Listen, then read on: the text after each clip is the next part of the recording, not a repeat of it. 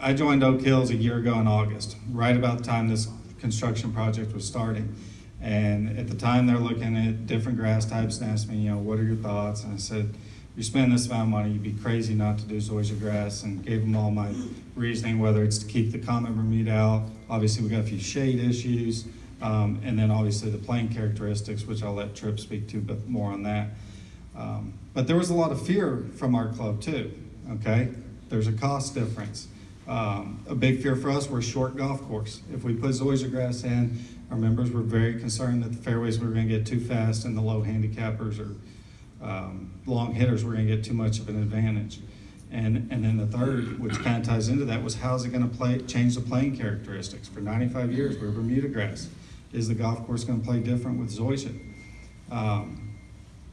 So what we had to think about was, what's the value of it? Where do we want to get? And we've hit on a lot of that, the ability to use chemicals to keep Bermuda out, the ability for zoysia to outcompete Bermuda in certain situations, and for us, the ability to have grass, not rocks under trees. All right, those were a lot of the values that we had. So step one is we go into construction, as David was asking about, how do you get rid of Bermuda grass on a golf course that's had Bermuda for 95 years?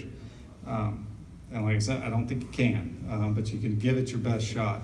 So we went on a little bit of an accelerated timeline, but pretty much every 14 days with Roundup Fusillade, and then went into spot treat mode once we started disturbing earth or moving ground, and just spot treated with Roundup all winter long, all spring until grass went down. We did sod the entire property. I think that was one of the biggest things. And like I said, we have experimented with Fusillade.